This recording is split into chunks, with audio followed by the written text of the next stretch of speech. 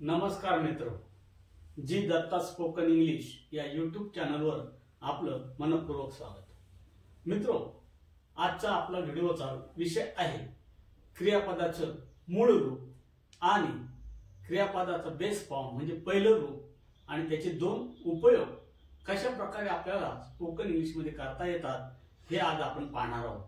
तर अतिशय सोपी आणि सुटसुटीत अशी संकल्पना आहे, ती एकदा लक्षात घेतली तर ह्या व्हिडिओच्या अंतीच तुम्ही सर्वायवल इंग्लिश किंवा इंग्रजी बोलण्याची सुरुवात तरी तुम्ही नक्कीच करू शकता आणि सहजरित्या तुम्हाला काही वाक्य बनवता येऊ शकते याबद्दल मला शंका नाही। तर बघा, सर्वात प्रथम आपण बघणार आहोत क्रियापदाचं मूळ रूप कशाला म्हणायचं आणि त्या रूपाचा अर्थ कसा घ्यायचा। मित्र, क्रियापदाचं जे बेस रूप असतं की ज्याला कुठल्याही प्रकारचं LYING ED वगैरे असं काही लागलेलं नसतं, जे रूप आहे ते बेस रूप किंवा पहिलं रूप आपण त्याला म्हणूया, त्या पहिल्या रूपाच्या अगोदर जर आपण टू ठेवला आणि टू आणि क्रियापदाचं पहिलं रूप असं एकत्रित रूप जे असतं त्याला आपण मूळ रूप किंवा इन्फिनिटिव्ह असं म्हणतो। मित्रहो, क्रियापदाचं टू आणि क्रियापदाचं पहिलं रूप या दोघातून होणारे जे रूप आहे क्रियापदाचं त्याला आपण पहिलं रूप असं म्हणतो आणि याला इंग्रजीतून इन्फिनिटिव्ह म्हणतात। तर या रूपाचे साधारणतः 10 अर्थ मराठीत लागतात आणि त्याच्यात कुठलाही बदल आपल्याला करायचा नसतो। हे जर आपण सहज लक्षात घेतलं आणि एकदा दोनदा ते नीट ध्यानात घेतलं तर नक्कीच आपल्याला इंग्रजी बोलताना आपलं सहज आणि सुटसुटीत होणार आहे, याच्याबद्दल काही शंका नाही। तर लक्षात घ्या, मूळ क्रियापदाचे 10 रूप 10 अर्थ आपल्याला माहीतच पाहिजे।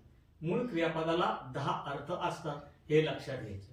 मग आता हे 10 अर्थ कसे, तर क्रियापदाचा जो काही मुख्य भाग असतो त्याच्या शेवटी मराठीतला ने प्रत्यय आपण जोडला। उदाहरणार्थ गो म्हणजे जा किंवा जातो, परंतु टू गो असं मूळ रूप घेतलं तर आपण त्याला जाणे म्हणतो। टू गो म्हणजे जाणे, परंतु केवळ जाणे हा त्याचा अर्थ नाही, तर याचे 10 अर्थ होतात। टू गो म्हणजे जाणे, जायचा, जायची, जायचे, जायचं, जाण्यास, जाण्यासाठी, जाण्याकरिता, जायला आणि जावयास। पुन्हा एकदा सांगतो, टू गो म्हणजे जाणे, जायचा, जायची, जायचे, जायचं, जाण्यास, जाण्यासाठी, जाण्याकरिता, जायला, जावयास। एवढे अर्थ आपल्या डोक्यात असले पाहिजे आणि ह्यात काहीच बदल नाही। हेच अर्थ आपण कोणत्याही क्रियापदाच्या मूळ रूपाला आपण लावू शकतो आणि आपल्याला गरजेनुसार त्याचा वापर करायचा असतो। पुन्हा एकदा सांगतो, क्रियापदाच्या मूळ रूपाचे 10 अर्थ आपल्याला आलेच पाहिजे, म्हणजे आपलं बोलणं सुकर होतं। टू गो जाणे, जायचा, जायची, जायचे, जायचं, जाण्यास, जाण्यासाठी, जाण्याकरिता, जायला आणि जावयास, या पद्धतीने 10 अर्थ। आता आपण क्रियापद बदलून घेऊया। टू नंतर SIT सीट हे क्रियापद वापरूया। टू सीट, टू सीट म्हणजे बसणे। टू सीट बसणे, बसण्यासाठी, बसण्याकरिता, बसायचा, बसायची, बसायचे, बसायचं, बसायला, बसावयास। टू कम, टू कम येणे, यायचा, यायची, यायचे, यायचं, येण्यास, येण्यासाठी, येण्याकरिता, यायला, यावयास। वेगळं क्रियापद घेऊया। टू प्ले, टू प्ले खेळणे, खेळायचा, खेळायची, खेळायचे, खेळायचं, खेळण्यास, खेळण्याकरिता, खेळण्यासाठी, खेळायला, खेळावयास। क्रियापद बदलून घेऊया। टू स्पीक बोलणे, बोलायचा, बोलायची, बोलायचे, बोलायचं, बोलण्यास, बोलण्यासाठी, बोलण्याकरिता, बोलायला, बोलावयास। अशा पद्धतीने आपण क्रियापदाचे कोणत्याही पद्धतीने मूळ रूपाचे हे 10 अर्थाच्या बाहेर जायची गरज नाही आणि हे क्रियापदाच्या मूळ रूपाचे जे अर्थ आहेत ते आपल्याला जे मुख्य क्रियापद असतं वाक्यामध्ये कर्त्यानंतर आलेलं त्याचा उद्देश सांगण्याचं काम करीत असतं आणि आपल्या गरजेनुसार याचे अर्थ आपण वापरायचे असतात. आता आपण बघूया क्रियापदाचं पहिलं रूप आणि त्याचे अर्थ काय होतात. क्रियापदाचं पहिलं रूप म्हणजे दुसरं तिसरं काहीच नसून इन्फिनिटिव्ह मधला टू काढून टाकल्यावर उरलेलं जे बेस रूप आहे त्यालाच क्रियापदाचं पहिलं रूप असं म्हटलं जातं. बघा पुन्हा एकदा सांगतो, इन्फिनिटिव्ह हे टू ने सुरू होणारं क्रियापदाचं रूप असतं, परंतु जेव्हा इन्फिनिटिव्ह मधला टू काढून टाकला आणि जे बेस रूप राहतं तेच क्रियापदाचं पहिलं रूप. परंतु याची खासियत अशी आहे, हे क्रियापदाचं पहिल्या रूपाचा वापर शक्यतो कर्त्यानंतर केला जातो, सब्जेक्ट नंतर केला जातो आणि ते रूप आपल्याला कर्ता काय करतो हे दाखवित असतं, कर्ता काहीतरी करीत असतो हे दाखवित असतं आणि याला आपण पहिलं रूप म्हणतो. इथे एक गोष्ट आपण लक्षात घेतली पाहिजे, जेव्हा कर्ता थर्ड पर्सन सिंग्युलर म्हणजे तृतीय पुरुषी एकवचन असेल त्यावेळेस मात्र ह्या बेस रूपाला यस किंवा इयस लावणं गरजेचं आहे. आता प्रश्न उरतो तर याच्या अर्थाचं काय. तर ह्या क्रियापदाच्या पहिल्या रूपाचा अर्थ आपण मराठीमध्ये 7 प्रकारे घेता येतो. म्हणजेच काय, त्या क्रियेला किंवा त्या कृतीला शेवटी मराठीमध्ये तो, ती, ते, ता, त हे 5 प्रत्यय मराठीतले जोडले का आपल्याला पाहिजे तो हवा तो अर्थ याच्यातून निघतो. इतर कोणताही बदल करण्याची गरज लागत नाही. तर मग बघूया आता आपण क्रियापदाच्या पहिल्या रूपाचे 5 अर्थ कसे लक्षात ठेवायचे. फॉर एक्झाम्पल किंवा उदाहरणार्थ गो.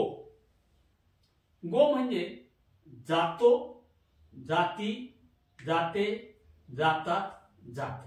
पुन्हा एकदा गो, जातो, जाती, जातात, जात. इथे एक लक्षात घेतलं पाहिजे, हे क्रियापदाचं पहिलं रूप कधीही कर्त्यानंतर येतं, म्हणजे साहजिकच त्याचं पहिलं अक्षर कधीही कॅपिटल लेटरने पहिल्या लिपीने सुरू होत नसतं. हे लक्षात ठेवणं गरजेचं आहे. मग आता दुसरं क्रियापद घेऊ, SIT सीट. सीट बसतो, बसती, बसते, बसतात, बसत. सीट SIT सीट बसतो, बसती, बसते, बसतात, बसत. पुढचं क्रियापद घेऊया आपण कम. COME कम. येतो, येती, येते, येतात, येत. पुढचं क्रियापद घेऊया प्ले. PLAY play. प्ले खेळतो, खेळती, खेळते, खेळतात, खेळत. प्ले PLAY खेळतो, खेळती, खेळते, खेळतात, खेळत. स्पीक SPEAK स्पीक बोलतो, बोलती, बोलते, बोलतात, बोलत. स्पीक SPEAK स्पीक बोलतो, बोलती, बोलते, बोलतात, बोलत. कृपया कधीही पहिल्या रूपाचा अर्थ सांगताना आपण ने शब्द वापरायचा नाही, कारण ने हा प्रत्यय मूळ रूपात असतो आणि मूळ रूपाच्या अगोदर टू लागत असतो, हे लक्षात ठेवायचे. अशा पद्धतीने आपण क्रियापदाचं पहिलं रूप म्हणजे बेस रूपाचा वापर कर्त्यानंतर करतो आणि कर्ता जर थर्ड पर्सन सिंग्युलर तृतीय पुरुषी एकवचनी असेल तर त्या क्रियापदाला त्या बेस रूपाला यस किंवा इयस लावायचं, हे विसरायचं नाही. आता थोडासा बदल, ह्या क्रियापदाचं हे जे बेस रूप आहे हे जर याचा वापर जर आपण वाक्याच्या सुरुवातीला म्हणजे कर्ता न वापरता घेतला तर त्याचा अर्थ आज्ञार्थी होत असतो. मग इथं तो, ती, ते, ता, त हे अर्थ लागू पडत नाही. मात्र त्यावेळेस क्रियापदाचं हे जे बेस फॉर्म आहे याच्याने वाक्य सुरुवात होतं आणि इथे कर्ता अजिबात नसतो, हा कर्ता गृहीत धरलेला असतो आणि या आज्ञार्थी रूप बनतं, म्हणजे कर्ता हा जो असतो तो समोरचा व्यक्ती यू गृहीत धरलेला असतो. आणि म्हणून लक्षात ठेवायचं क्रियापदाचा आज्ञार्थी रूप बनवायचा असेल तर बेस रूपाचाच वापर आपण कर्त्याच्या ऐवजी करायचा असतो, कर्ता घ्यायचा नसतो. आणि हे रूप आपल्याला एकवचन आणि अनेक वचन असे दोन्ही अर्थ देत असतो. उदाहरणार्थ बघूया. गो, लक्षात ठेवा हा जो मी गो उच्चारला शब्द याचं पहिलं अक्षर हे कॅपिटलच असेल, कारण त्याच्याने वाक्याची सुरुवात होते. गो म्हणजे जा, आदेश झाला, आज्ञा झाली, हुकूम झाला, कमांड झाली, गो जा. पुढचं क्रियापद बघूया आपण. Seat, SIT. इथं यस हा कॅपिटल लेटरने सुरू होणार आहे. SIT सीट, बस, बसा. SIT सीट, बस, बसा. त्यानंतर कम, सी कॅपिटल, CONE, कम. अशा वेळेस कम हे आज्ञार्थी रूप असतं आणि म्हणून याचा अर्थ आहे ये या. कम, ये या. Play, P capital, PLAY, play. खेळ, खेळा. प्ले, खेळ, खेळा. Speak, S capital, SPEAK, speak, बोल, बोला. स्पीक, बोल, बोला. अशा पद्धतीने आपण ह्या जर ट्रिक लक्षात ठेवल्या तर इथं खरं तर इन्फिनिटिव्ह म्हणजे टू लागलेलं बेस फॉर्म आणि टू शिवाय जर बेस फॉर्म येत असेल आणि कर्त्यानंतर त्याचा वापर होत असेल तर तो पहिलं रूप म्हणतात त्याला आणि त्याचा अर्थ तो, ती, ते, तात, हे विसरायचं नाही. आणि हा बेस फॉर्मच जर वाक्याच्या सुरुवातीला घेतला तर त्याचं पहिलं अक्षर कॅपिटल येतं आणि मग ते आपल्याला एकवचनी आज्ञा आणि अनेक वचनी आज्ञा असं दोघांचा बोध करून दिलं जातं. आणि या पद्धतीने आपल्याला इंग्रजी सहजरित्या बोलण्याची सुरुवात करता येते. एवढंच या व्हिडिओमध्ये आपण लक्षात ठेवायचं आहे. आणि आजचा हा व्हिडिओ आपल्याला जर आवडला असेल तर नक्कीच लाईक आणि शेअर करून सबस्क्राईब करायला विसरू नका. धन्यवाद.